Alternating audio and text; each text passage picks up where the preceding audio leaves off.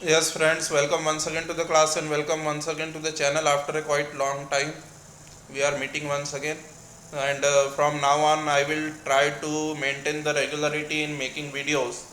Although I cannot promise you, but I will try to maintain the regularity in videos. Okay, from now on. So, up to here, we had already learned in the previous classes that j equal to L plus minus S.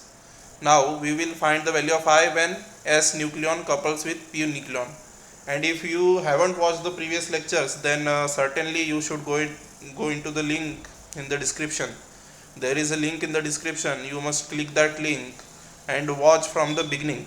Okay, this nuclear and particle physics series is going on, and complete syllabus will be covered. So you will have to watch from the very first lecture.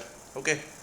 So find value of I when S nucleon couples with P nucleon. So for S nucleon, what do we have? We have L equal to 0 and S equal to 1 by 2 for S nucleon. We already learned this in the previous lectures, that for every S nucleon, L is equal to 0 for every nucleon residing in the for every nucleon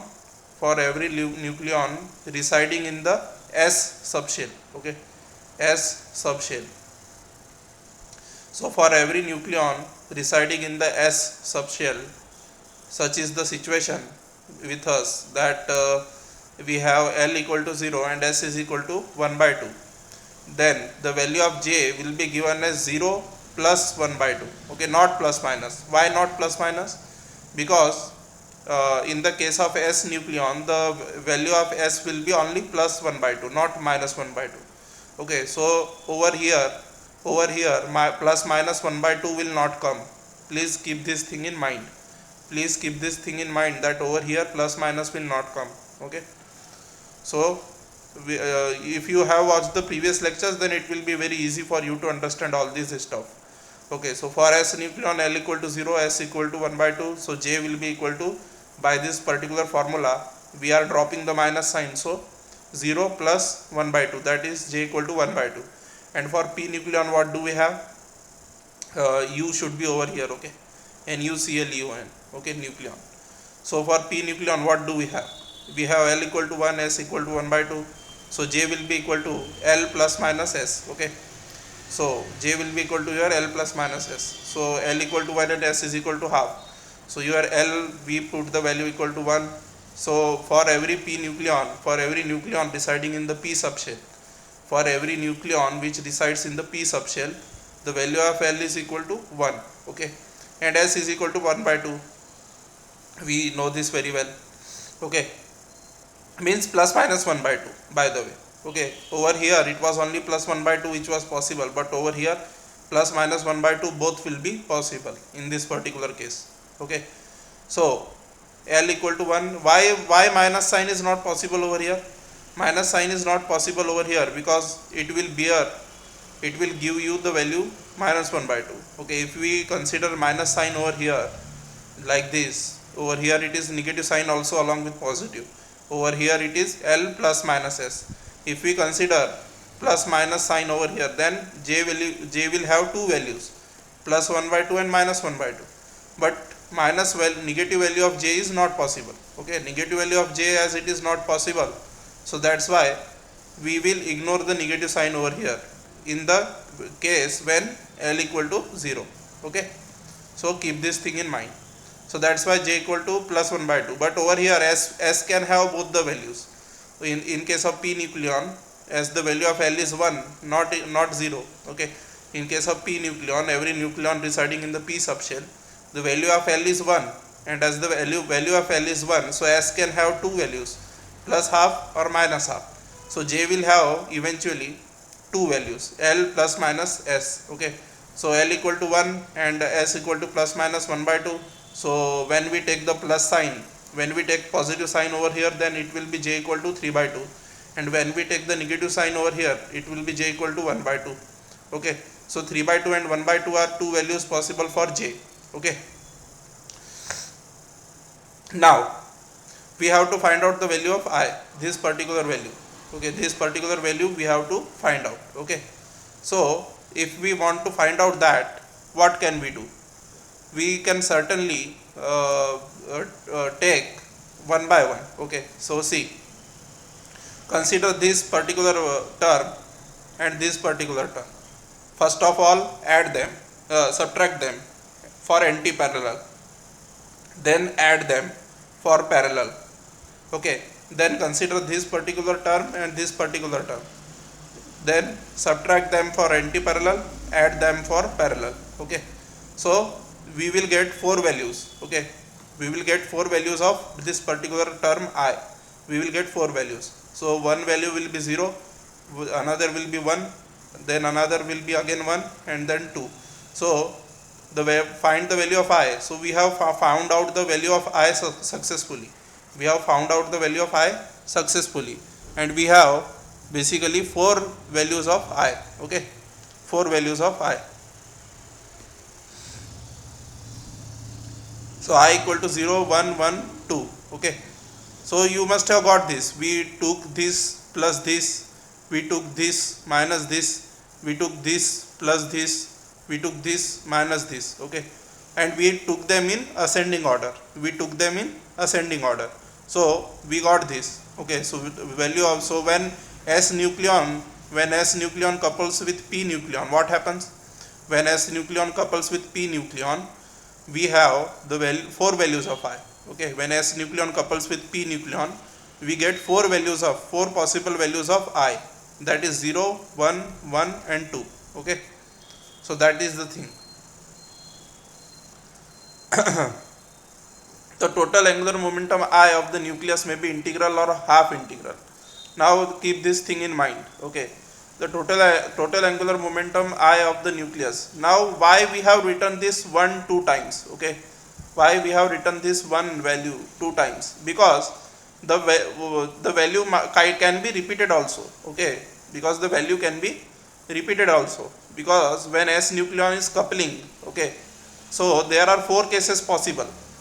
Case number 1, case number 2, case number 3, case number 4. And in these four cases, amongst these four cases, two cases yield the same value of I. Okay, so that is the thing. So never commit this particular mistake. Which mistake? Some people might commit the mistake that they might write 0, 1, 2 as the values of I. Do not commit this particular mistake, because although this value is repeated, it is not appropriate to write it only once. Okay, because there are four cases possible. So as there are four cases possible, amongst those four cases, coincidentally we are getting the same value 1 in two cases. Amongst those four cases possible, we are getting the same value 1 amongst them in two cases. Okay, amongst those four cases, in two cases we are getting the same value 1. So we should write it explicitly. 0, 1, 1, 2. Do not write it 0, 1, 2. That will be wrong. Okay, because that will imply writing 0, 1, 2 will imply that there are only three possible coupling cases. That is what is meant by 0, 1, 2. So that is wrong. Okay, we have four cases. So keep this thing in mind. So total angular momentum I of the nucleus may be integral or half integral. So over here, for even atomic mass number A, okay, A is what? A is your atomic mass number, right? So if we have even atomic mass number A, then we actually, for even atomic mass number, the value of I is integral. Okay, 0, 1, 2, 3, etc. Okay, what is it? It is in unit of h bar. Okay, in units of h bar. In units of h bar means 0 h bar, 1 h bar, 2 h bar, 3 h bar, 4 h bar, like that. Okay, but when for even value of A, even atomic mass number A, and for odd atomic mass number A, what do we have? We have half integral values, 1 by 2 h bar, 3 by 2 h bar, 5 by 2 h bar, 7 by 2 h bar, so on and so forth. Okay, in case of odd atomic mass number A. Okay, so keep this thing in mind, that total angular momentum I of the nucleus may be integral or half integral. So total angular momentum I of the nucleus is integral in even a and half integral when odd a. Okay, so that is the thing, you must remember this thing. Okay, now measurements of ground state spin of nucleus show that for even z, even n nuclei, the total angular momentum I is invariably 0. Now when is the value of nuclear angular momentum I? Okay, sometimes nuclear angular momentum I is equal to 0 sometimes, but when will it be equal to 0? When atomic number, okay, atomic number will be even, okay, and neutron number of neutrons, okay, when atomic number, that is number of protons and number of neutrons, okay. So when number of protons and number of neutrons both are even, okay, what does it mean? Suppose I have a nuclei like this, okay, 2He4, then what does it mean? What is the number of protons? Number of protons is 2. What is the number of neutrons? 4 minus 2, that will be equal to again 2. So it has even z, okay, it has even z. So over here it is even z. It has even n, that is number of neutrons, so even n. So the total angular momentum, nuclear angular momentum, so value of I will be equal to 0.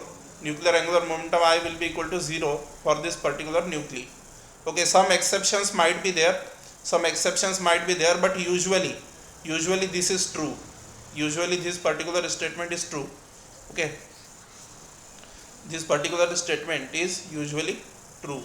Okay, so keep this thing in mind, that measurement of ground state spin nuclei, okay, that is spin of the nuclei in ground state, when we measure it, it shows that for even z, that is even number of protons, that is even atomic number, and even number of neutrons, okay, that is even capital N. So for such nuclei, the total nuclear angular momentum I, is invariably 0. Okay, so that is the thing which you must remember, and from now on I will try to upload regularly, but we will keep this particular lecture this much only. Okay, from now on I will try to upload regularly, although I cannot promise you, but I will try to upload regularly. Okay, so thank you very much.